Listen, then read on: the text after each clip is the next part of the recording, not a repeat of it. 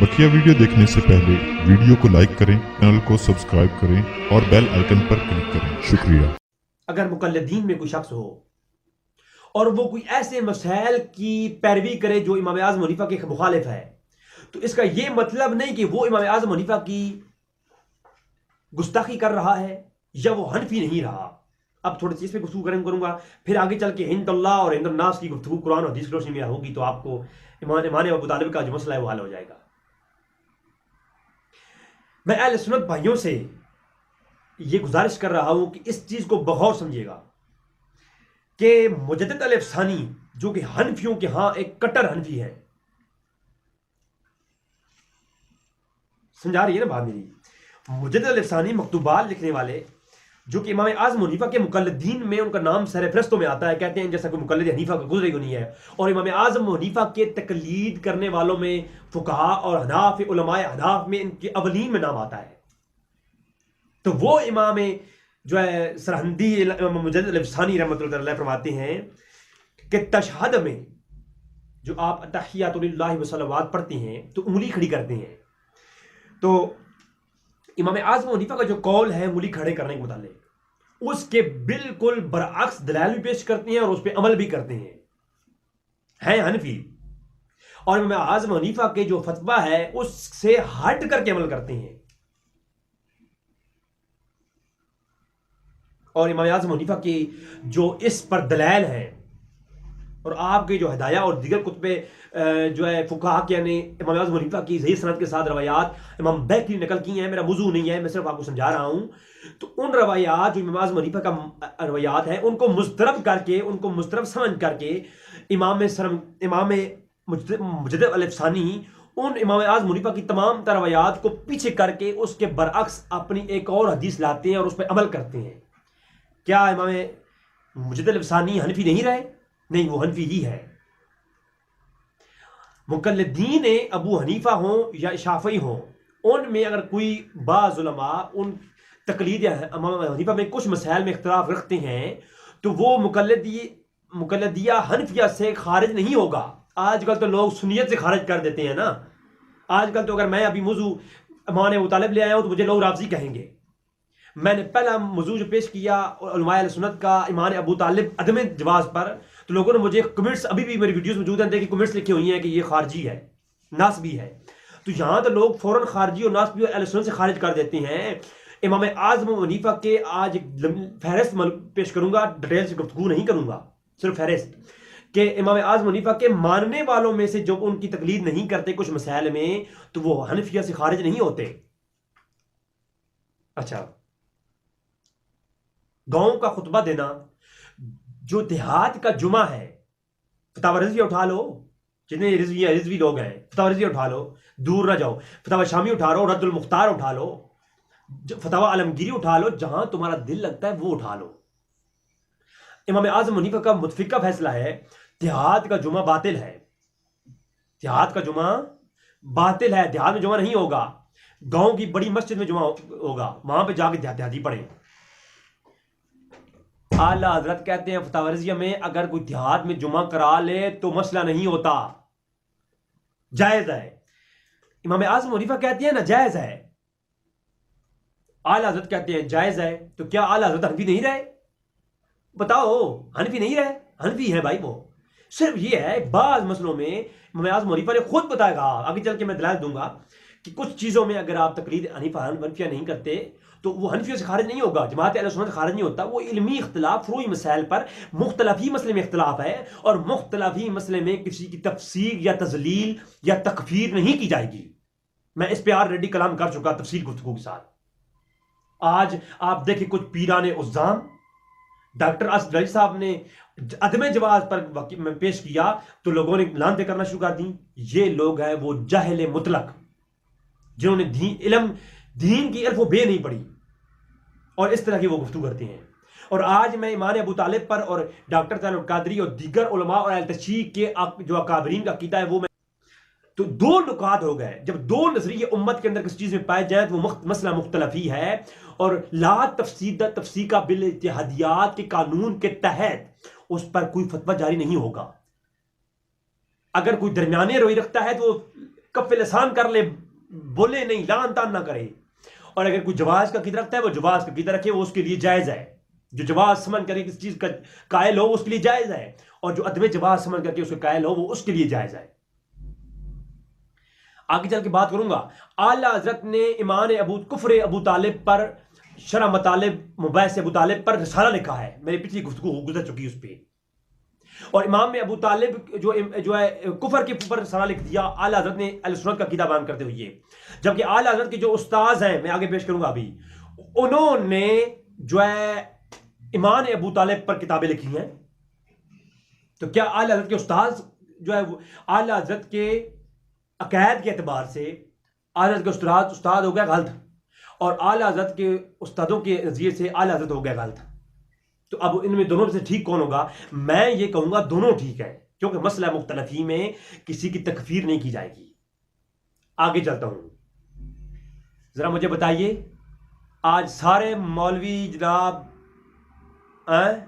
ذرا مجھے بتاؤ ان سے پوچھ کے, خضر علیہ السلام کے متعلق اہل سنت کے اندر, میں شیعہ کی بات نہیں کر رہا, کوئی یہ کہے کہ شیعوں کی طرفداری کرنے آیا ہے تو ان کی بات کر رہا ہے نا, اہل سنت کی کتابیں پیش کر سکتا ہوں.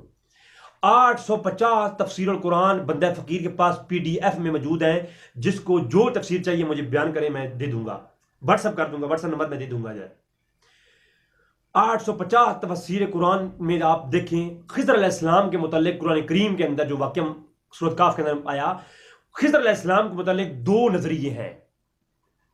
میں انصاف کی بھیک مانگ رہا ہوں. دیکھو, میں مسئلہ ابو طالب پر دلائل بعد میں آئیں گے, پہلے میں آپ کو فقہائے احناف کے اصول سمجھا رہا ہوں اور فقہا کے اصول سمجھا رہا ہوں. ایمان ابو طالب کے اوپر جو دلیل دوں گا وہ بعد میں. پہلے سنیں خضر علیہ السلام کے متعلق, جو بندہ نبی کو غیر نبی مانے وہ کون ہے؟ کافر. ایک شخص جو نبی نہیں ہے اس کو وہ کہتا ہے یہ نبی ہے, تو وہ کون ہے؟ کافر. مرزا غلام احمد قادیانی نبی ہے یا نہیں ہے؟ تم لوگ کہو گے نہیں ہے, تو وہ نبی نہیں ہے, اس کو نبی مانو گے تو ہو جاؤ گے کافر. اور جو نبی ہے, موسیٰ علیہ السلام نبی ہیں, اگر کوئی کہتا ہے میں موسیٰ علیہ السلام کو نبی نہیں مانتا, وہ کون ہو جائے گا؟ وہ بھی ہو جائے گا کافر. اگر نبی کو غیر نبی مانے تب بھی کافر, اور غیر نبی کو نبی مانے تب بھی کافر. یہ تو ایک ہر شخص سمجھ سکتا ہے یہ بات. لیکن میں ہاتھ جوڑ کے عرض کرتا ہوں, 850 تفسیر اہل سنت اٹھائیے, ان میں خضر علیہ السلام کو بعض نے نبی کہا, بعض نے ولی کہا ہے. اب مجھے یہ بتائیں, خضر علیہ السلام کو نبی کہنے والے وہ کافر ہیں یا خضر علیہ السلام کو ولی کہنے والے وہ کافر ہیں؟ اگر آپ کفر کا کریں گے نا, طبقات ابن سعد سے لے کر, میں یہ کہتا ہوں علماء اہل سنت میں کوئی ایک محدث جنہوں نے کتابیں لکھی ہیں کائنات میں, ان میں سے کوئی ایک محدث نہیں بچے گا, ساری کتابیں کو آگ لگانی پڑ جائے گی, سب کے سب ایک دوسرے کے قول کے مطابق کافر ہو جائیں گے. جو خضر علیہ السلام کو خضر علیہ السلام کو ولی مانتے ہیں اور وہ نبی جو نبی مانتے ہیں, ان کی نظر میں نبی کو غیر نبی ماننے والا کافر ہو جائے گا, یہ کافر ہو جائیں گے.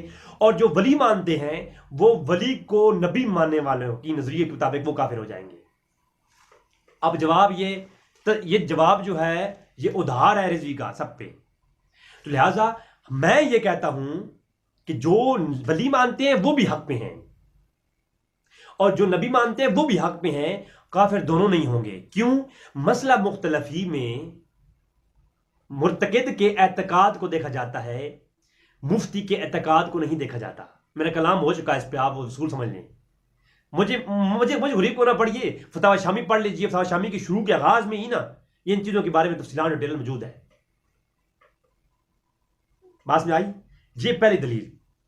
لہٰذا ایسی کئی اور چیزیں ہیں, اگر میں پیش کرنا چاہوں نا کہ امام اعظم حنیفہ کے تقلید کرنے والے کئی چیزوں میں, امام اعظم حنیفہ کے ان کے شاگردوں میں اگر میں دلائل پیش کرنے شروع کر دوں اس عنوان پر تو ایک طویل گفتگو ہو جائے گی, اور پھر یہ کچھ اور جو غیر مقلدیہ قسم کے لوگ ہیں وہ پھر ان چیزوں کو اٹھا لیں گے اور پھر وہ اہل سنت پہ اعتراض کریں گے, کیونکہ ہمارے علماء کے پاس ان چیزوں کو جواب نہیں ہوگا تو پھر یہ فتنہ پھیلے گا. میں شرح کر رہا ہوں.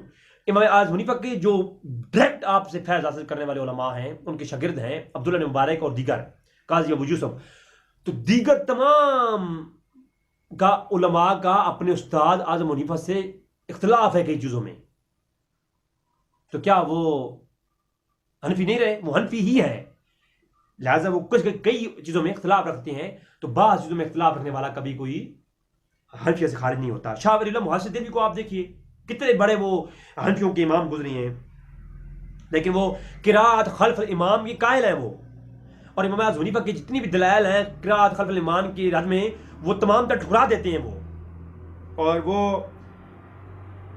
شاہ ولی اللہ جو ہے وہ کہتے ہیں کہ امام کے پیچھے قرات نہ کرو، امام ابو حنیفہ کے جتنے بھی حدیثیں ہیں وہ کمزور ہیں، اور جو امام کے پیچھے قرات کرنا ہے اس کی جو قائل ہے ان کی حدیثیں کی دلائل جو ہے زیادہ ہیں۔ الفاظ العارفین پڑھیے آپ شاہ ولی اللہ کو، تو کیا شاہ ولی اللہ قرات کے مسئلے میں امام اعظم حنیفہ سے اختلاف رکھتے ہیں، تو کیا وہ حنفیت سے خارج ہو گئے؟ نہیں ہو گئے۔ اصول پہلے سمجھنا ہوگا کہ امام اعظم حنیفہ خود یہ کہتے ہیں کہ اگر بعض جو ہے چیزوں میں اختلاف آ جائے تو میرے قول کے اور میرے اجتہاد کے مقابلے میں اگر صحیح سند حدیث مل جائے تو اس پہ عمل کرو، میرا قول ترک کر دو۔ ایک دو باتیں اس پہ پیش کر کے آپ سے چاہوں گا۔ لہٰذا امام اعظم حنیفہ کے جو شاگرد ہیں قاضی ابو یوسف اور عبداللہ مبارک، ان کے درمیان جو اختلافات ہیں ان پہ میں 5 گھنٹے کی گفتگو الحمدللہ کر سکتا ہوں، لیکن یہ موضوع نہیں ہے، صرف سمجھانا مقصود ہے۔ آج کوئی سنیت سے خارج کرتا ہے، کوئی حنفیت سے خارج کرتا ہے، تو میں نے جب دلائل عدم جواز جو ہے ابو طالب ایمان کا پیش کیے، اس میں امام اعظم حنیفہ کی اور حنفیوں کے دلائل کی ایک انبار ہیں کہ ایمان ابو طالب ثابت نہیں ہے، تو وہ یاد رکھیں کہ ان کے ہاں ثابت اگر نہیں ہے تو جو اس پہ عقیدہ ثابت کر رکھے تو وہ بھی حق پہ ہوں گے، اس سے وہ نہ حنفیت سے خارج ہوں گے، نہ وہ سنیت سے خارج ہوں گے، نہ وہ رافضی ہو جائیں گے۔ اس بات کو میں سمجھانے کے لیے یہ باری تمہید باندھی ہے، آگے دلائل انشاءاللہ تعالیٰ پیش کرتا ہوں۔ اب والدین مصطفیٰ کافر ہیں، کفر والدین مصطفیٰ پر ملا علی قاری نے پوری رسالہ لکھا۔ اب مجھے یہ بتائیں حنفیہ کرنے والوں، مجھے یہ بتاؤ کہ کیا اب ملا علی قاری پرانے امام کعب پہ فتویٰ لگاؤ گے؟ نہیں، ان کا اپنی رائے ہے، وہ اس پہ امام اعظم حنیفہ کے جو ہے فقہ اکبر کی وجہات لا کر اس پہ بات کرتے ہیں، تو لہٰذا یہ جو ہے ایک طویل گفتگو ہے کہ اس پہ کوئی وہ جرا نہیں ہو سکتی، کوئی کافر نہیں ہوگا، ان کی اپنی رائے ہے، اور رائے اور اجتہاد میں اگر کوئی اپنا مجتہد جو ہوتا ہے وہ اب مختلفی مسئلے میں، ہاں اجماعی مسئلہ نہ ہو، اجماعی مسئلہ ایک ہی ہوگا، اس کا اصول ایک ہی ہے، اس کا انکار کرنے والا کافر ہے، لیکن مختلفی مسئلے میں مرتکب کے اعتقاد کو دیکھا جائے گا۔ ٹھیک ہے، اب تھوڑی سی بات میں امام اعظم حنیفہ کی بات کرتا ہوں کہ امام اعظم حنیفہ نے جب کہا کہ میرا قول، میرا اجتہاد سامنے ہو اور میری لائی گئی حدیثیں سامنے ہوں، اس کے مقابلے میں اگر کوئی کبھی حدیث مل جائے یا قرآن کی آیت ایسی سامنے آئے تو میرا قول رد کر دو۔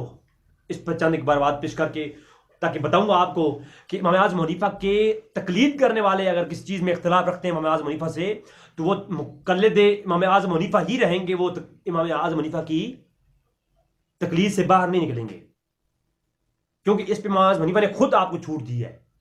میں آپ کے سامنے پیش کر دوں قول ان ابو حنیفہ رضی اللہ تعالیٰ عنہ، ان ابو حنیفہ اذا قلت قولا وکتاب اللہ یخالفہ اترکوا قولی، فرمایا جب میرا آپ کو قول مل جائے، میرا قول کوئی مل جائے آپ کو کہ جو کتاب و سنت کے مخالف ہو، تو پھر کیا کرنا ہے؟ آپ نے اس کو چھوڑ دینا ہے، ترک کر دینا ہے۔ ان ابو حنیفہ اذا قلت قولا وکتاب اللہ یخالفہ اترکوا قولی، میرے قول کو چھوڑ دو جو کتاب اللہ کے مخالف میں ہو۔ وَإِذَا كَانَ خبر رسول اللہ صلی اللہ علیہ وسلم يُخَالِفُهُ أَتْرِكُوا، جو قولی جو حضور کی خبر کے مخالف ہو اس کو بھی ترک کر دو۔ وَإِذَا كَانَ قَوْلُ أَصْحَابَتَا، جو صحابہ کے قول مخالف ہو، يُخَالِفُهُ مخالف ہو، أَتْرِكُوا قولی، وہ قول بھی چھوڑ دو۔ ٹھیک ہے، یہ حوالہ نوٹ کر لیں، کوئی یہ نہ کہے کہ کہاں سے اٹھا کے دے دیا۔ یہ دلائل الابواب کے اندر امام بہقی نے صحیح سند سے روایت کیا اس کو، فتاوی شامی کے اندر یہ موجود ہے، اور فتاوی شامی کے اندر ایک اور آگے چل کے ساتھ لکھتے ہیں وَإِذَا صَحَّ الْحَدِيثَ، فتاوی شامی پڑھ رہا ہوں، یہ حناف سے گزارش کر رہا ہوں، یہ تعصب اور جنگ کی کیفیت نہ بناؤ، بھائی بھائی بن جاؤ. اور اگر یہ اصول جو امام اعظم ابو حنیفہ نے دیا ہے اور فقہا کا اصول ہے، اس کو دیکھ کے چلو گے تو آپ کو شیعی بھائی نظر آئیں گے، آپ کو دیوبندی بھائی نظر آئیں گے، اور آپ ایک پلیٹ فارم پہ مسلمان بن کر کے چلو گے. کاش تم لوگ فقہا کے اس اصول کو جان جاتے، پھر دین کی بات کرتے تو مزہ آ جاتا. پھر آپ کو یہ وَاعْتَصِمُوا بِحَبْلِ اللَّهِ جَمِيعًا وَلَا تَفَرَّقُوا، یہ بات آپ کو سمجھ آ جاتی. آج کوئی حنفی کا امام اعظم حنیفہ کا دفاع نام لے کر کے وہ اختلاف ڈال رہا ہے، کوئی صحابہ کا نام لے کے اختلاف ڈال رہا ہے، کوئی اہل بیت کا نام لے کے اختلاف ڈال رہا ہے. انشاءاللہ تبارک و تعالیٰ اس پہ میں جب گفتگو کروں گا تو بات ہوگی. تو یہ فتاوی شامی آپ پڑھیے ذرا. اذا صح الحدیث وکان علی خلاف المذہب عمل بالحدیث ولا یخرج مقلدہ علی کون حنیفہ ولا کون حنفیہ بالعمل بہ.